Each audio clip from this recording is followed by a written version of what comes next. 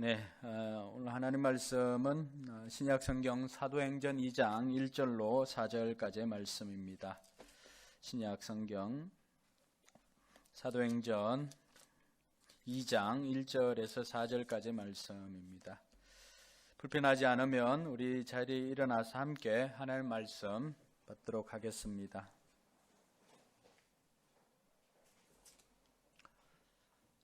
같이 읽겠습니다. 오순절이 되어서 그들은 모두 한 곳에 모여 있었다.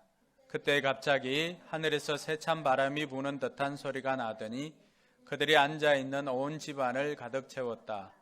그리고 불길이 솟아오를 때 혓바닥처럼 갈라지는 것 같은 혀들이 그들에게 나타나더니 각 사람 위에 내려앉았다. 그들은 모두 성령으로 충만하게 되어서 성령이 시키시는 대로 각각 방언으로 말하기 시작하였다. 아멘. 앞뒤 좌우로 5분씩 눈인사 이렇게 하도록 하겠습니다. 하늘 복 많이 받으시기 바랍니다.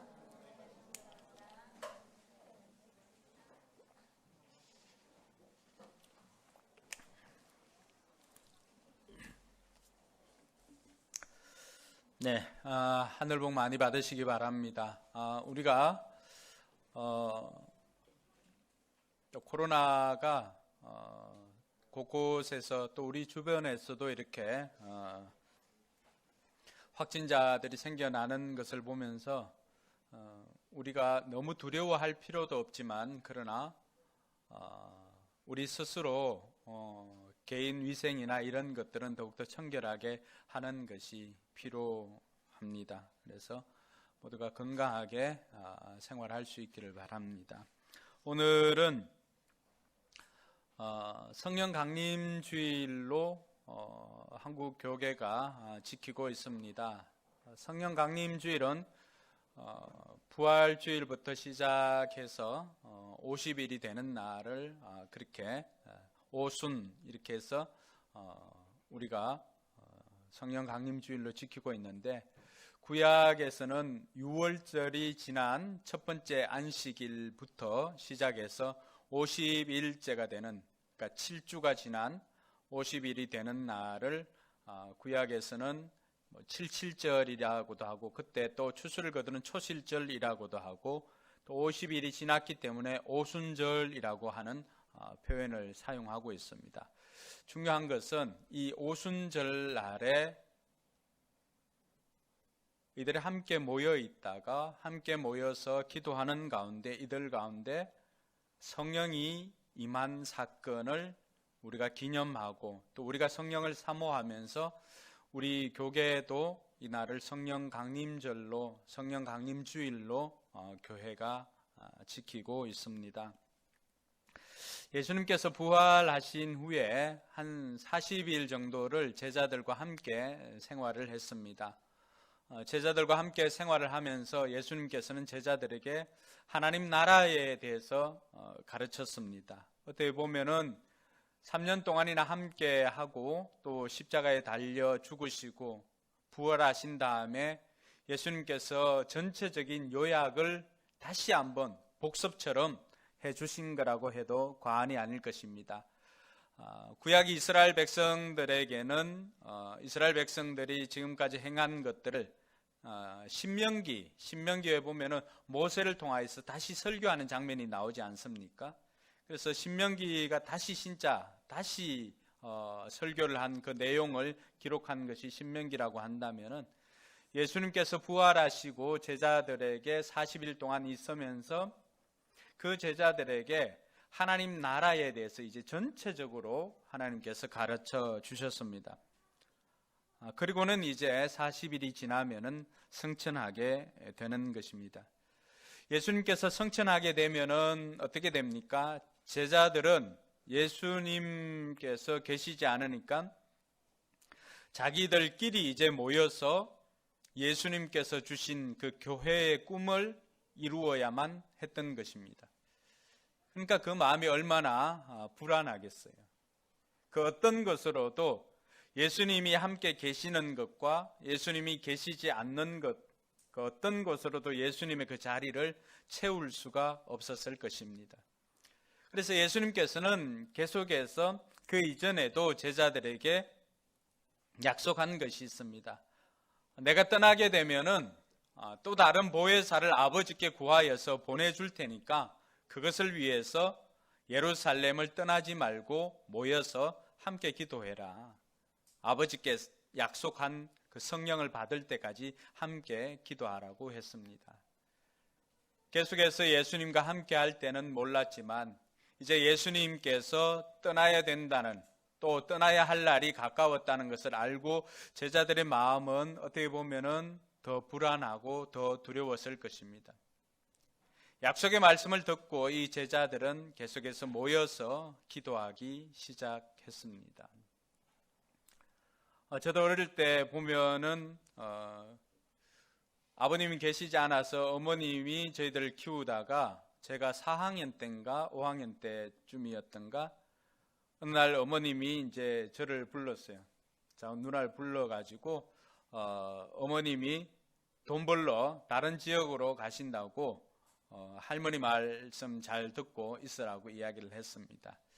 또 며칠 있지 않으면은 소풍 날이고 해가지고 용돈을 좀 주고는 어머님은 떠났습니다. 제가 할머님하고도 굉장히 친하고 할머니를 진짜 좋아했는데 그 어머님이 떠나고 난 그 채 한 달이 안 되었던 것 같은데 그 시간들을 뭐 할머니가 계시고 또 평소에 받지 못했던 용돈을 받고 또 누나도 있었지만 그 어떤 것으로도 그때 당시에 제게 절대적이었던 그 어머님을 대신할 만한 것이 없었습니다. 할머님이 아무리 친하고 할머님이 저를 아무리 아껴주고 집안에 어른들이 아무리 있어도 제게 절대적이었던 그 어머니의 빈자리는 채울 수가 없었습니다. 평소에는 만져보지 못했던 늘 동전만 만지다가 어머님이 주고 간 1,000원짜리 2장 그것을 가지고 뭘 어떻게 할까 고민도 하고 또 가슴도 뛰고 했지만은 그러나 그때 당시 만져보지 못했던 그 지폐를 가지고도 어머님의 빈자리는 채울 수가 없었습니다. 돈이나 또 아니면 나를 아껴줬던 할머님이나 집안 어른들이나 그분들보다도 제게 가장 필요한 것은 어머님이 나와 함께하는 것이었습니다. 근데 그것은 내 힘만으로는 되는 것이 아니었지요. 그렇게 하고는 어머님이 잠시 떠났습니다. 그럴 때 그 빈자리를 알게 된 것이죠. 그 어머님이 계시지 않는 시간들을 보낼 때 제 마음을 이렇게 생각해 보니까 그때 당시 제자들의 마음이 어떠했는가를 조금이나마 이해할 수가 있었습니다. 그동안 예수님께서 하나님 나라에 대해서 가르쳐 주시고 또 예수님께서 함께 제자들과 있을 때는 가는 곳마다 아픈 사람이 있으면 고쳐주기도 하고 모든 문제가 예수님만 계시면 해결이 되었습니다. 제자들에게 있어서 예수님은 절대적인 존재였습니다. 다른 어떤 것이 없어도 심지어는 먹을 것이 없어도 예수님이 계시면은 먹을 것까지도 해결이 되었습니다. 때로는 풍랑이는 그 바다에서도 그들은 두려워하고 있는 가운데 자신들의 힘으로는 어떻게 할 수 없는 그 상황에서도 예수님만 계시면은 그 문제가 해결되었습니다. 근데 이제는 예수님이 진짜 떠나십니다. 더 이상 육신으로는 제자들과 함께 없는 상황입니다. 두려워하는 그 제자들에게 예수님께서 지난날 약속했던 그 약속을 다시 한번 상기해 줍니다. 사도행전 1장에도 약속했지만은 너희들이 몇 날이 못 되어서 아버지가 약속한 것을 너희들이 기다리라고 그렇게 말씀해 주었습니다. 그러면 주님께서는 이 제자들에게 내가 떠나가고 난 다음에 성령이 오시게 되면 너희들은 내가 이전에 있었던 것보다도 너희들이 능력을 받게 될 것이고 예루살렘과 유대와 사마리아와 땅끝까지 이르러 증인이 될 것이다 라고 이야기를 해 주었습니다. 그렇게 그 약속을 기다리고 이 제자들은 매일매일 모여서 기도하기 시작했습니다. 그리고 그렇게 기도하던 50일째가 되는 날, 오늘 말씀에는 오순절 날이 되어서 라고 이렇게 되어 있습니다. 오순절 날이 되어서 그들이 그날 또 한 곳에 모여 있었습니다. 그래서 모여서 있는 가운데 그들에게 약속하신 성령이 임하게 되었던 것입니다. 갑자기 하늘에서 세찬 바람이 부는 듯한 소리가 났고 그들이 앉아있는 온 집안을 가득 채우게 되었습니다. 그리고는 3절에는 또 불길이 솟아오를 때 혓바닥처럼 갈라지는 것 같은 혀들이 그들에게 나타나더니 각 사람 위에 내려앉기 시작을 했고 4절에 보니까 이 사람들은 모두 성령이 그들에게 임함으로 말미암아 성령 충만하게 되어서 성령이 시키는 대로 그동안 하지 않았던 각각 다른 방언으로 말하기를 시작하였습니다. 예수님께서는 육신으로는 더 이상 함께하지 못하는 제자들에게 요한복음 14장에서 16장까지는 예수님의 고별 설교가 기록되어져 있습니다. 어떻게 보면은 모세가 신명기를 통하여서 이스라엘 백성들에게 다시 말씀해 준 것처럼 예수님께서 마지막으로 살아생전에 제자들에게 고별 설교를 해 주었는데 그게 보면은 14장에 보면은 14장 16절에 이런 말씀이 있습니다. 같이 읽겠습니다. 내가 아버지께 구하겠다. 그리하면 아버지께서 다른 보혜사를 너희에게 보내셔서 영원히 너희와 함께 계시게 하실 것이다. 여기 보면은 다른 보혜사라고 이야기를 하고 있습니다. 예수님도 보혜사 역할을 했습니다. 그런데 예수님께서는 이제 다른 보혜사, 나와 같은 역할을 하는, 나와 같은 그 일들을 감당하는 다른 보혜사를 너희에게 보내어서 내가 너희와 함께한 것처럼 영원히 너희와 함께하도록 내가 가서 아버지께 구하여서 아버지께 보내도록 해주겠다라고 그렇게 약속해 주었던 것입니다. 여기에 나오는 보혜사라고 하는 것은 파라클레토스라고 그렇게 우리가 헬라어로는 부르고 있습니다. 이 파라라고 하는 것과 클레토스라고 하는 것이 합쳐져서 되어진 말입니다. 파라는 이 전치사예요. 전치사. 우리 옆에, 곁에 뭐 이런 뜻입니다. 그리고 클레토스라고 하는 것은 부름받은 자. 합치니까 곁에서 부름받은 자, 곁에서 돕기 위해 부름받은 자라고 하는 뜻이 파라클레토스라고 하는 그 단어 속에 내포되어져 있습니다. 근데 여기 파라클레토스라고 하는 이 단어에서 영어 단어 3개가 파생되어져 나옵니다. 그것은 성령님께서 보혜사가 하는 역할이기도 합니다. 하나는 헬프입니다. 돕는 자, 헬프라고 하는 단어가 나왔고, 하나는 상담자라고 하는 카운셀러가 여기에서 나왔습니다. 그리고 컴포트, 위로자라고 하는 말이 여기에서 나왔습니다. 보혜사라고 하는 뜻은 우리 옆에서 우리가 힘들어할 때 때로는 우리를 돕는 역할을 하기도 하고, 또 우리 마음이 힘들어할 때 우리 마음을 상담해주고 또 치유해주는 상담 역할을 해주는 그 역할을 카운셀러 역할을 하기도 해줍니다.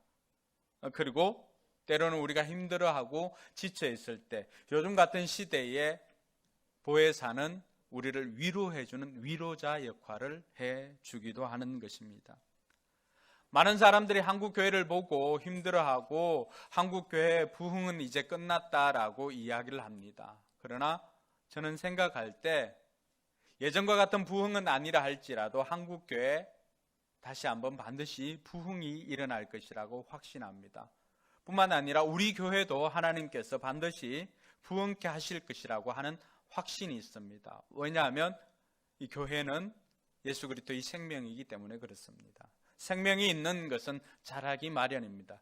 그런데 교회가 부흥을 하고 또 한국교회가 부흥을 하는데 거기에는 단 한 가지 조건이 있습니다. 돈이 많거나 이런 것이 아니라 그 한 가지 조건은 다른 것이 아니라 바로 성령이 임하는 것입니다. 할렐루야. 성령이 임하게 되면은 성령님께서 우리 곁에 계시면 지금도 여전히 개인의 부흥이 일어날 뿐만 아니라 교회의 부흥도 또 한국 교회의 부흥도 반드시 일어날 것이라고 확신하게 되는 것입니다. 왜냐하면 성령님께서는 우리에게 그러한 능력을 주시는 분입니다. 성령님께서 우리 곁에 계시면은 어떻게 우리에게 도와주시는가? 첫 번째는 성령님이 우리 곁에 계시면 우리는 능력 있는 삶을 살게 되는 것입니다. 예수님께서 제자들에게 약속해 주신 것, 사도행전 1장 8절에 보면은 너희에게 오직 성령이 너희에게 임하면, 너희에게 내리면, 첫 번째 문장이 뭐라고 되어 있습니까? 너희는 능력을 받고입니다. 능력을 받고. 성령이 우리 가운데 임하게 되면은 성령님께서 우리 곁에서 보혜사로서 파라클레토스로서 우리를 도와주시는데 뭘 도와주시는가? 우리로 하여금 능력 있는 삶을 살도록 도와주십니다. 할렐루야. 여러분들이 지금보다도 여러분의 삶에 능력 있는 삶을 살기를 원한다면은 우리는 성령님께서 우리 가운데 충만하게 임하도록 기도해야 할 것입니다.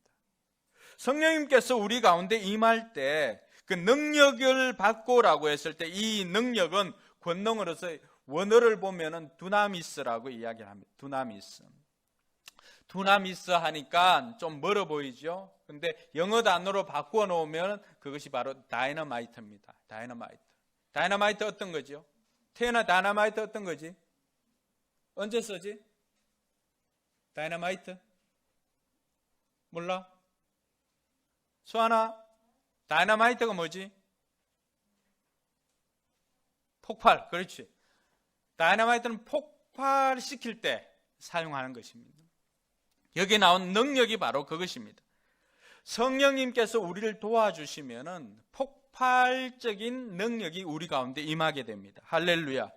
폭발력 있는 능력이 공급되다 보니까 그 이전과는 전혀 다른 삶을 살 수가 있습니다. 그것이 복음서에 나와 있는 제자들의 모습과 사도행전에 나와 있는 성령이 그들에게 임한 이후에 담대하게 살아가는 제자들의 모습을 보면 우리는 단번에 알 수가 있습니다. 찌질한 인생 같은 그런 삶들이 사도행전에 오면은 성령이 그들에게 임하니까 이 사람들은 어떻게 바뀌었습니까? 목숨도 두려워하지 않고 담대히 그렇게 사역을 감당하는 모습을 보게 되는 것입니다. 많은 믿음의 선배들이 우리에게 그것을 보여주었습니다. 오늘 우리 가운데도 마찬가지입니다. 이전에는 정말로 소망 없이 하루하루를 살아가던 인생들이 성령님께서 우리 가운데 임하게 되면은 그때부터는 우리는 내 능력이 아니라 내 능력을 초월한 하나님의 능력으로 살아갈 수 있음을 믿으시기 바랍니다. 그것이 바로 성령님께서 우리 가운데 임하면은 성령님께서 우리를 능력 있는 삶을 살 수 있도록 도와주시는 것입니다. 그래서 옆 사람에게 그렇게 한번 이야기합시다. 성령님이 능력 있는 삶을 살 수 있도록 도와주십니다. 그렇게 한번 이야기해 볼까요?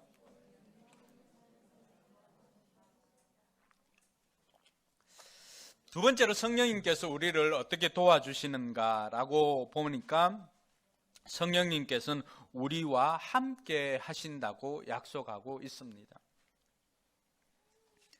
마태복음 1장 23절에 보면은 예수님께서 이 땅에 오신 것을 가리켜서 예수님께서 우리와 함께 하심이라 라고 하면서 그 이름을 임마누엘이라고 이렇게 하였습니다.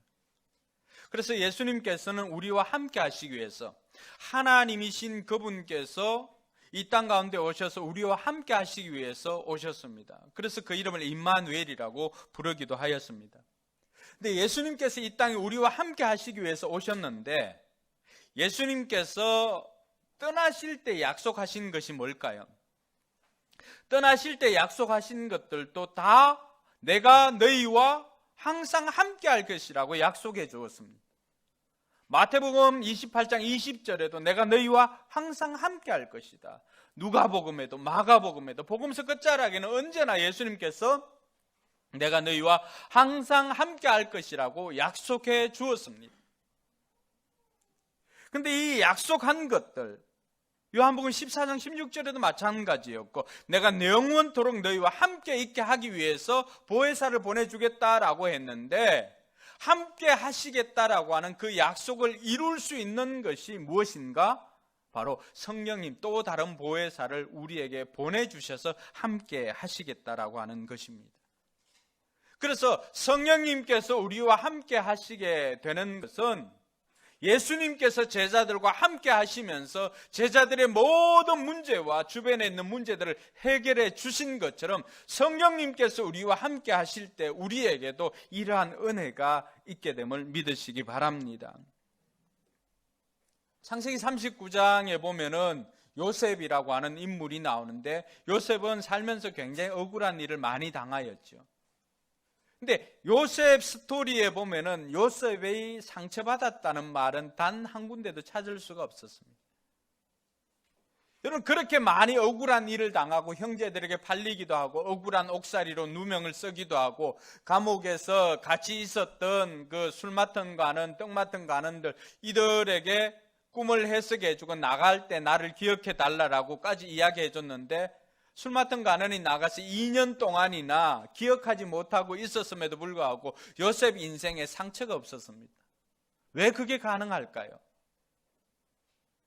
창세기 39장 2절에 보니까 그것이 가능한 이유를 성경 기자가 설명하고 있습니다. 여호와께서 요셉과 함께 하심으로 그가 형통한 자가 되어, 그렇게 되어 있습니다. 요셉의 인생 가운데 그가 상처받지 않고 그렇게 하나님 나라를 위해서 쓰임받을 수 있었던 것은 다른 것이 아니라 하나님께서 함께 하셨다라고 하는 것이 임마누엘 하셨다는 것입니다. 할렐루야.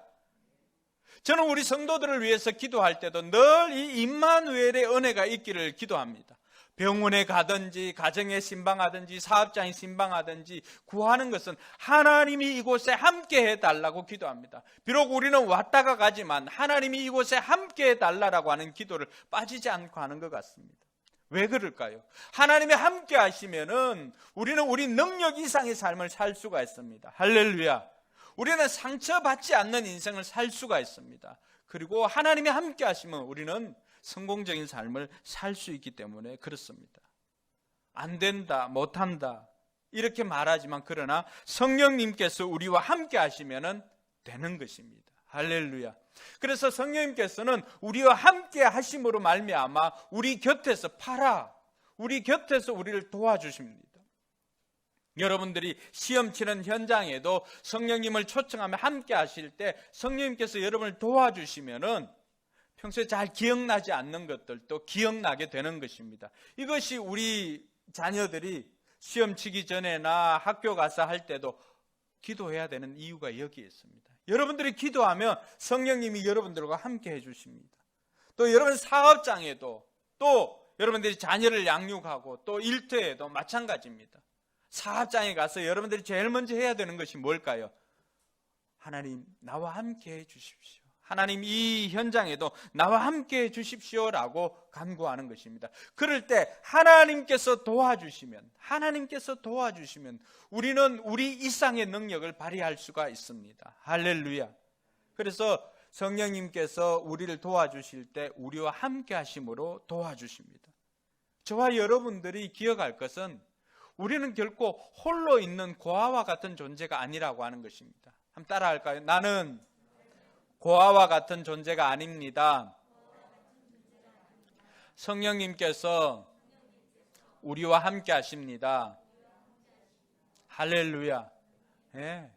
성령님께서 우리와 함께 하시면은 우리 앞에 놓여 있는 문제들, 여러분 우리가 성경을 읽어보면은 제자들이 예수님과 함께 할 때 걱정이 있었습니까? 큰 걱정이 없었습니다. 물론 풍랑일 때 예수님이 졸고 계시고 주무시니까 걱정은 되었지만은, 그런데 그 상황도 예수님께서는 다 해결해 주셨습니다.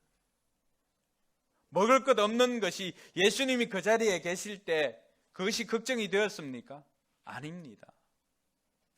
비록 보리떡 5개, 물고기 2마리였지만은 수천 명이 그곳에 있어도 예수님이 그곳에 계시면, 함께 하시면 걱정할 필요가 없는 것이죠.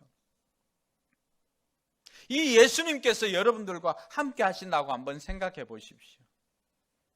예수님의 모든 것을 가지고 또 하나님의 영으로서 우리에게 오시는, 또 우리에게 오신 성령님께서 예수님과 똑같은 일을 우리와 함께 하여 주셔서 해결해 주십니다. 할렐루야. 우리가 병들어 있는 그 순간에도, 내가 아파하는 순간에도, 내가 힘들어하는 순간에도, 내가 고난의 순간에도, 내가 힘이 필요한 순간에도, 내게 능력이 필요한 순간에도 예수님께서는 우리 곁에서 우리를 도와주시고 우리를 고아처럼 버려두시지 않고 우리로 하여금 넉넉히 이길 수 있도록 우리 옆에서 도와주시는 분이 성령님이심을 믿으시기 바랍니다. 그래서 성령님께서 임하게 되면 우리 삶에도 변화가 생깁니다. 오늘 4절에 보니까 성령님께서 임하니까 어떻게 됩니까? 불의 여같이 갈라지는 것도 있지만 그들이 성령으로 충만하게 되어서 성령이 시키시는 대로 각각 방언으로 말하기 시작했다라고 합니다. 누가가 오늘 이 글을 쓸 때 성령이 임하게 된 그 상황들을, 시각적인 상황, 청각적인 상황을 우리에게 보여줍니다. 2절에 보니까 세찬 바람이 부는 것처럼 그렇게 성령이 임하였다라고 이야기를 합니다. 바람이 소리를 내고 임하는 것처럼 으르렁 으르렁 거리면서 소리 나는 것처럼 성령이 그들에게 임하였다라고 그렇게 설명을 하고 있습니다. 왜 성령을 바람에다가 이렇게 비유를 했을까? 이 성령이라고 하는 단어 자체가 루아흐, 히브리어로 하면 루아흐 이렇게 되지만 헬라어로 하면 푸뉴마. 푸뉴마가 숨, 이렇게 바람 이런 뜻이 있습니다. 성령이라고 하는 그 자체에 이미 이러한 바람 같은 뜻이 포함되어져 있습니다. 그런데 그것이 워낙 강력하게 모인 사람들 가운데 임한 것을 누가가 우리에게 설명을 해줍니다. 바람, 강한 바람 소리, 이 소리가 이렇게 임하였다라고 하는 것입니다. 뿐만 아니라 불의 혀같이 갈라지는 것처럼 불의 혀처럼 임하였다라고 하는데, 여러분 구약에서 불이라고 하는 것은 언제나 하나님께서 임재할 때 나타나는 현상입니다. 우리가 가장 기억에 남는 것은 뭡니까? 출애굽기 3장에 보면은 떨기나무 불꽃 가운데 임하는 하나님의 영을 보았지요, 모세가. 그래서 이 불로서 나타나는 것은 성령님께서 하나님의 영으로 이곳에 존재하였음을 그렇게 이야기를 할 수가 있습니다. 그래서 불의 혀같이 불길이 확 솟아오를 때 혀처럼 이렇게 갈라지는 것, 불이 막 이렇게 있을 때 그것을 통하여서 시각적으로도 성령님께서 임한 것을 확인할 수 있는 정도가 되었음을 이야기를 하고 있습니다. 바람처럼 임하였다라고 하는 것은 바람이 임의로 왔다, 어디서 부는지 우리는 알 수가 없지 않습니까? 그런데 나타나는 현상을 보면은 이렇게 펄럭이는 가지를 보면 아, 바람이 부는구나라고 하는 것도 알 수 있습니다. 우리 눈에는 보입니까? 안 보입니다. 성령님께서 임하는 것도 이와 같다라고 했습니다. 성령님께서 영으로 임하기 때문에 우리 눈에는 보이지는 않습니다. 그러나 가시적으로 그 나타나는 현상을 통하여서 우리는 아, 성령님께서 우리 가운데 임하였구나라고 하는 것을 알 수가 있습니다. 이들에게 임하였던 것은 그렇게 바람 소리와 같이 불처럼 임하였습니다. 이들에게 나타나는 현상은 뭘까요? 방언으로 말하기 시작했다라고 하는 것입니다. 그래서 성령님께서 임하였을 때 나타나는 현상, 이들에게는 바람과 불과 방언이었습니다. 각 사람에게는 다 다양하게 나타날 수가 있습니다. 제가 예전 교회에서 사역을 할 때 성령님께서 우리가 기도한 그 저녁마다 기도하는 모임이 있었는데, 그 기도하는 모임에 성령님이 강하게 임할 때 이 뜨겁게 불처럼 임한다라고 하는 것을 직접 경험한 것은, 그때 같이 기도하는 권사님이 성령님께서 뜨겁게 임하니까 이 뜨거움을 주체할 수가 없습니다. 마치 갱년기 걸린 우리 집사람 같았으면 어디 찬바닥에 눕고 이렇게 하는 것처럼, 그 기둥이 있지 않습니까? 교회 가면은 이 중층에 기둥이 있는데 그 찬 시멘트 기둥을 이렇게 안고 있습니다. 하도 뜨거워가지고. 불이 임한다라고 하는 것은 그럴 수가 있습니다. 제 개인적으로는 제가 이제 목회자가 된다고 목회자가 될 때 이 목사님 추천서를 받아서 신학교를 가야 되거든요. 그래서 목사님께 신학 추천서를 써달라고 가니까 목사님이 아니 평신도 지도자 하지라고 하면서 이야기를 합니다. 그때 제가 이제 목사님께 드렸던 말씀은 목사님 그러기에는 너무나 뜨겁습니다라고 하는 이 표현을 합니다. 불이 임하게 되면은 성령의 불이 임하게 되면 우리 삶이 바뀌게 되는 거죠. 오늘 그것이 성령이 임한 현상, 나타난 증거를 설명을 해주고 있는 것입니다. 120명이 함께 모여서 이들이 바람 같은 성령을 경험하고 불 같은 성령을 경험하게 됨으로 말미암아서 이들이 했던 것은 아무것도 없었죠. 이들은 다만 모여서 약속을 믿고 모여서 기도하니까 기도하고 순종하는 이들에게 성령이 임하였습니다. 할렐루야. 이 말은 저와 여러분들이 뭘 가르쳐 주지요? 우리가 성령 충만을 받기 위해서 다른 어떤 것을 하는 것이 아니라 우리가 기도하고 순종하며 하나님 앞에 간구할 때 우리 가운데 성령은 충만하게 임하게 됨을 믿으시기 바랍니다. 우리가 성령에 대해서는 성령 세례와 성령 충만 헷갈릴 수가 있습니다. 세례는 몇 번 받지요? 세례는 한 번 받습니다. 그렇죠? 그래서 성령 세례도 마찬가지입니다. 우리가 예수를 믿을 때, 예수를 구주로 영접할 때, 물세례 받을 때 성령 세례를 받습니다. 예수를 구주로 고백할 때 우리는 성령 세례를 받습니다. 그런데 성령 충만은 어떻습니까?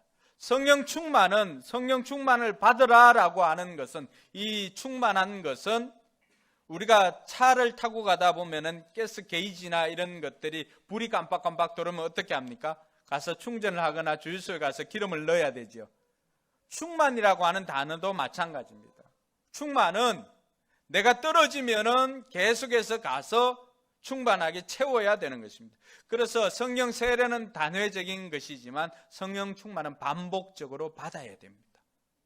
그래서 우리가 기도할 때마다 구해야 되는 것은 성령 세례를 구하는 것이 아니라 하나님 내게도 성령 충만케 주십시오. 차는 기름이 떨어지면 깜빡깜빡 게이지를 통해서 가르쳐 줍니다. 그런데 나는 성령이 식어지고 성령 충만을 받아야 될 사인을 뭘로 알 수가 있을까요? 내 입술을 통해서 감사가 아니라 원망이 나올 때, 긍정이 아니라 불평이 나올 때,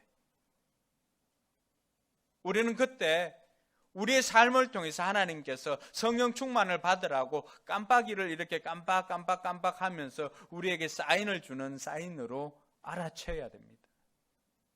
그래서 내 입술에서 자꾸 불평이 나오고 원망이 나오고 질투가 나오고 또 거짓말이 나오고 투정이 나오고 부정적인 말이 나온다면 그것은 우리로 하여금 성령 충만을 받으라고 하는 하나님의 사인인 것을 알고 그 적시로 하나님 앞에 엎드려서 성령 충만을 구하는 저와 여러분들이 되길 주님의 이름으로 축원합니다. 그럼 우리가 왜 성령 충만을 받아야 될까? 성령 충만을 받게 되면 우리의 삶에 성령이 임하게 되면 어떤 것이 바뀌는데 자꾸만 성령 충만을 받으라고 하는가? 물론 능력을 받고 주님께서 함께 하시지만 구체적으로 그러한 것이 내 삶에는 어떻게 나타나는가? 오늘 4절 말씀에 보니까 그들이 언어가 달라지기 시작했습니다. 4절에 보니까 성령 충만하여서 성령이 시키시는 대로 각각 방언으로 말하기 시작했다라고 이야기를 하고 있습니다. 이 말은 뭐냐 그러면은 이들이 말하고 있는 언어가 성령님의 통제 아래에 있게 된다라고 설명을 할 수가 있습니다. 이때 말하는 방언이라고 하는 것은 물론 그 당시에는 그곳에 유월절을 지키기 위해서 각국에서 온 사람들, 각 나라의 언어, 이런 방언을 말하기도 합니다. 그런데 우리에게 성령이 임하게 되면, 성령 충만하게 되면은 우리에게는 다른 나라의 언어를 말하는 것 이상의 우리의 언어가 달라집니다. 내 혀가, 내 말이 성령님의 통제 아래에 있게 됩니다. 이 성령님의 통제를 받지 않는 혀는 어떻습니까? 굉장히 폭력적입니다. 왜 언어 폭력이 나타날까요? 그 혀는 성령의 통제 아래에 있지 않기 때문입니다. 그러나 성령이 우리 가운데 임하게 되면은 우리가 사용하는 언어가 성령님의 다스림을 받게 되는 것입니다.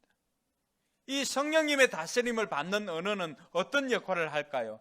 잠언 15장 4절에 보니까 거기에 나오는 따뜻한 말, 잠언 15장 4절에 따뜻한 말로 나오는데 그 단어 같이 한번 읽어볼까요? 따뜻한 말은 생명나무와 같지만 같이 도신 말은 마음을 상하게 한다. 이게 뭔 말이냐 하면은 성령의 통제를 받는 혀와 성령의 통제를 받지 않는 혀를 이야기를 합니다. 우리 언어가 성령이 우리 가운데 임하게 되면, 우리의 언어가 성령의 통제 아래에 있게 되면은 그때 나가는 말들은 다 살리는 생명나무와 같다라고 했습니다. 근데 내가 성령 충만하지 못하면 내 입에서 나가는 말들이 굉장히 가시돋친 말이 되어서 사람들 마음을 상하게 합니다. 그래서 YLT 그 번역본으로 이 문장을 보니까 A healed tongue라고 그렇게 되어 있습니다. 뭡니까? 치료하는 혀입니다. 치료하는 혀. 성령님의 통제를 받는 언어는, 성령님의 통제를 받는 혀는 다른 사람을 치료하는, 힐링하는 그런 혀라고 말해주고 있습니다. 근데 우리 어머님들은 공통적으로 어떻게 되어 있습니까? 엄마들은 좋은 말을 기분 나쁘게 푸는 은사들이 다 가지고 있죠. 근데 여러분 자녀들 이제 집중을 해서 들어야 돼요. 여러분의 어머님, 여러분의 부모님이 성령 충만하도록 여러분들이 기도해야 돼요. 여러분들이 기도하면 어떻게 될까요? 엄마가 하는 말이 여러분들이 굉장히 따뜻하게 들립니다. 여러분들 마음을 치료하게 해줍니다. 그래서 여러분들이 부모님을 위해서 기도해야 됩니다. 그 엄마들은 타고날 때 그렇게 타고났어요. 좋은 말을 기분 나쁘게 푸는 은사들을 다 가지고 있습니다. 윤세 그러니? 안 그래? 뿐만 아니라 바울은 에베소 4장 29절과 30절에 보니까 선한 말을 하여서 듣는 사람들에게 은혜를 끼치게 하라. 하나님의 성령을 근심하게 하지 말라. 그러면서 더러운 말은 입 밖에도 내지 말라라고 했습니다. 왜냐하면 더러운 말은 하나님의 성령을 근심하게 하기 때문에 더러운 말은 입 밖에도 내지 말라라고 했습니다. 우리 언어가 성령님께서 우리 가운데 충만하게 임하게 되면은 우리의 언어가 바뀌게 되는데, 이 언어가 바뀌지 않으면은 우리는 성령을 근심하게 한다라고 그렇게 말하고 있습니다. 오늘 저와 여러분들의 언어 생활은 성령님의 통제 가운데 있는지 그렇지 않은지 다시 한번 살펴봤으면 좋겠습니다.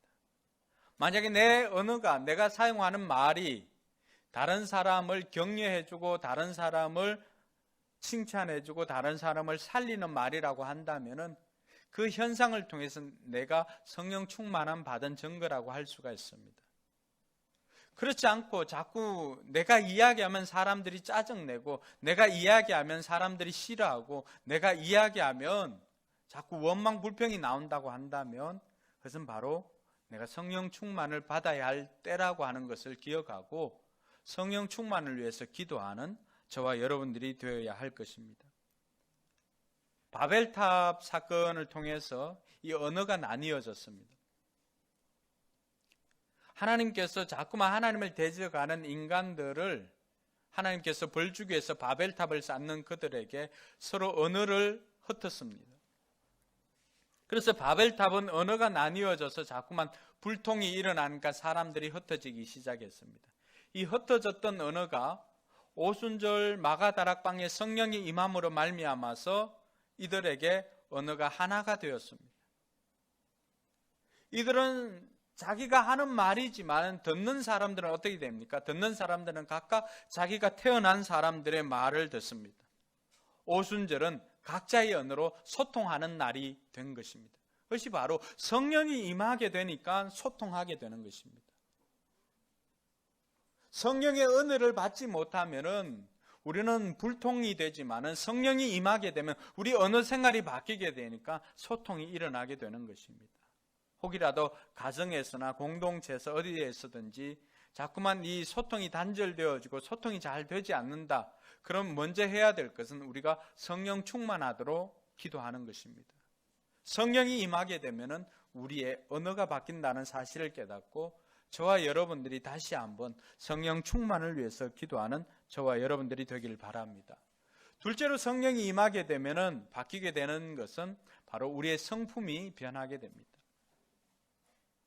왜냐하니까 갈라디아서를 통하여서 바울은 성령의 열매를 우리에게 소개해 주고 있습니다. 갈라디아 5장 22절 23절에 보니까 같이 한번 읽어볼까요? 그러나 성령의 열매는 사랑과 기쁨과 화평과 인내와 친절과 선함과 신실과 온유와 절제입니다. 이런 것들을 막을 법이 없습니다.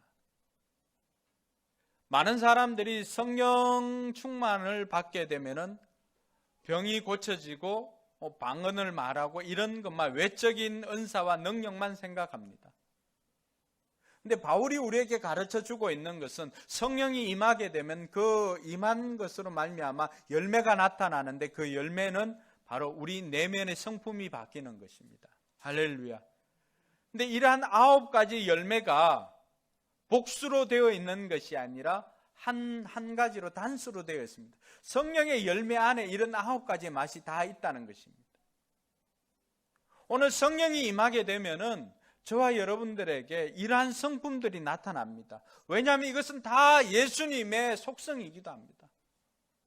사랑이 부족한 사람의 사랑이 나타납니다. 또 기쁨과 희락이 있습니다. 화평이 있습니다. 인내와 친절과 선함과 오래 참음, 절제, 이런 것들이 성령이 임하게 되면은 우리 내면의 성품이 바뀌기 때문에 이러한 것들이 우리의 삶을 통해서 나타나게 되는 것입니다. 물론 언어가 바뀌니까 자연히 성품도 바뀌게 되어 있는 것이죠. 부정적인 것이 사라집니다. 이 모든 것들이 성령 충만의 증거입니다. 아직도 내 내면이 옛 자아를 다 없애지 못했다면 우리가 돌아봐야 할 것은 다른 것이 아니라 하나님 앞에 성령 충만을 위해서 기도하는 것입니다. 성령이 임하면 옛 자아가 사라지고 우리에게는 이 내면의 성품이 성령의 열매로 가득하게 될 줄로 믿습니다. 그것으로 말미암아서 우리가 말하는 것들이 바뀌고 우리의 성품이 바뀌니까 삶이 바뀌게 되는 것입니다. 저와 여러분들에게 이 은혜가 있기를 주님의 이름으로 축원합니다. 마지막으로 살펴볼 것은 꿈이 바뀌는 것입니다. 오늘 사도행전 2장 11절에 보니까 성령을 충만하게 받은 이들이 나가서 각국 사람들에게 난곡 방언으로 다 말하였는데 뭘 말하였습니까? 같이 한번 읽어볼까요? 갈릴리 사람들아 어찌하여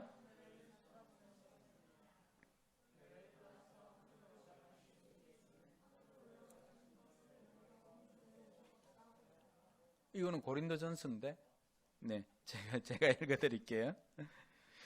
유대 사람과 유대교에 개종한 사람과 크레타 사람과 아라비아 사람들 우리는 저들이 하나님의 큰 일들을 방언으로 말하는 것을 듣고 있어.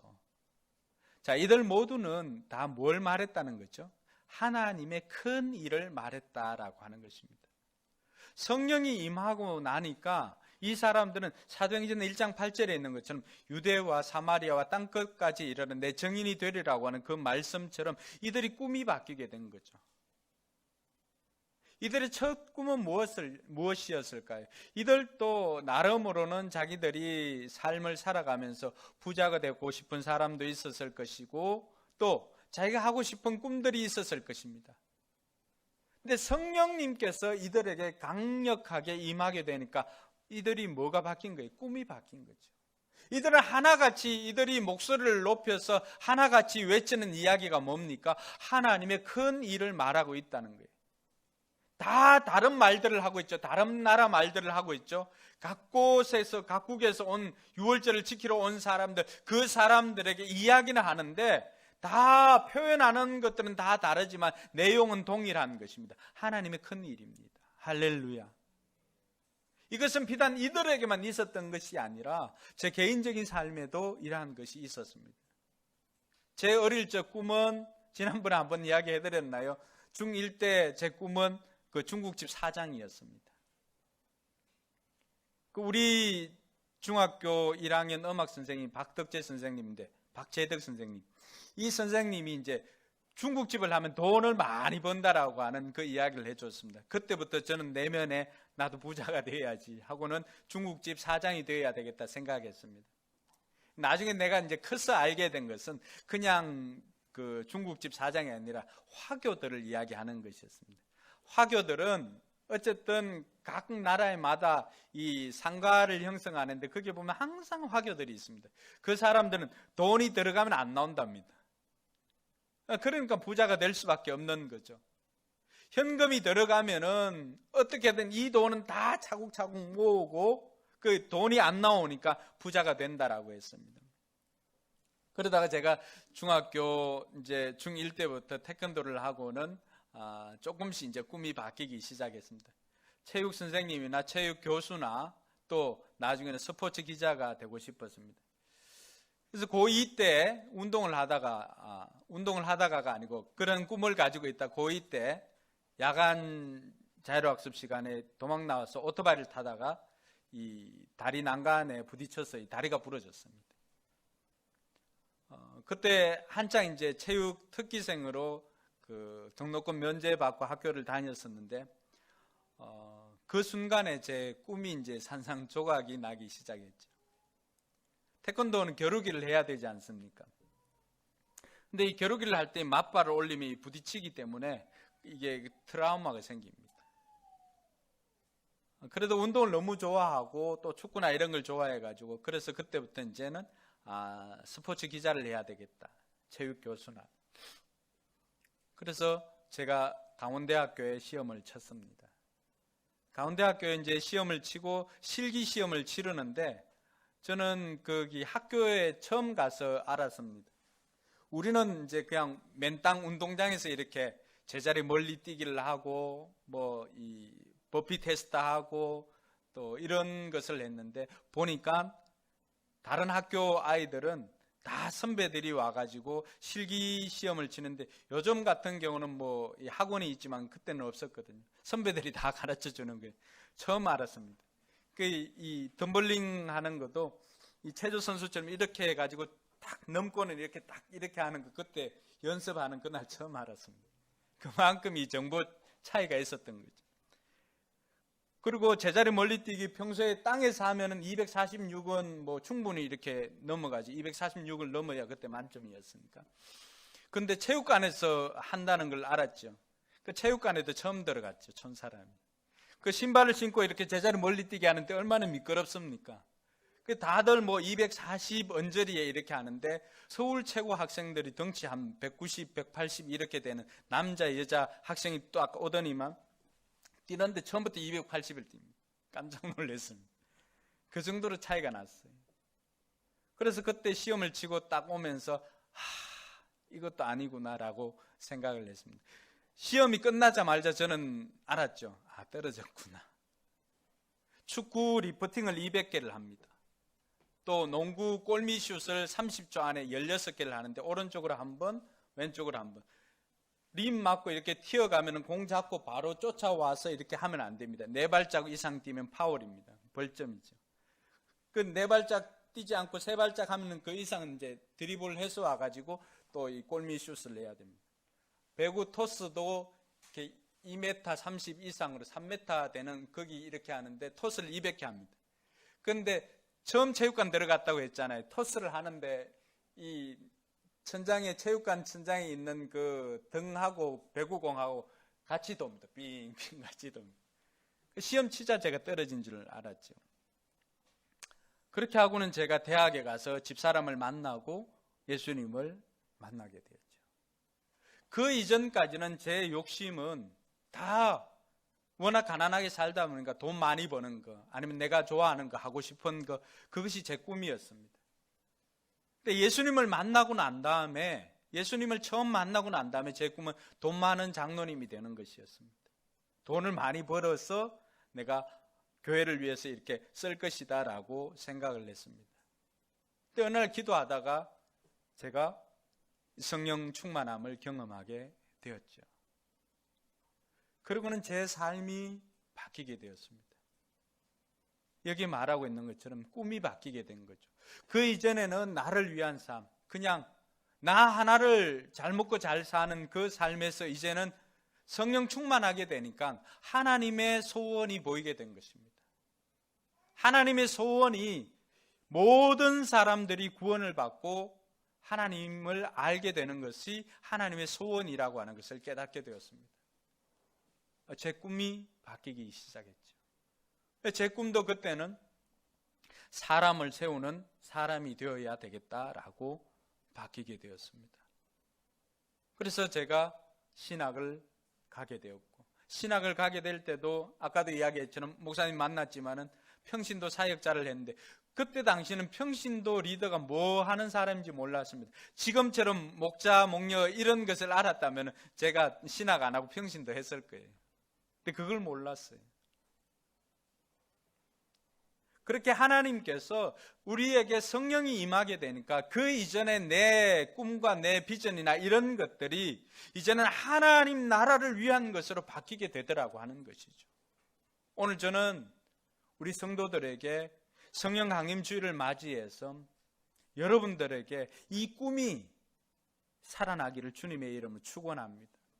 그 이전에는 그냥 단순히 여러분들 혼자 잘 먹고 잘 사는 것이 여러분의 꿈이었다라고 한다면은, 이제는 하나님께서 여러분들에게 주신 그 재능을 통하여서 하나님 나라를 위해서 여러분들에게 주신 그 재능으로 잃어버린 생명들을 구원하는 데 쓰임받는 여러분들이 되길 주님의 이름으로 축원합니다. 운동 기술이 있는 사람은 그것을 가지고 하나님을 알지 못하는 그 사람들에게 여러분 그것을 매개로 하여서 그 사람들에게 복음을 전하십시오.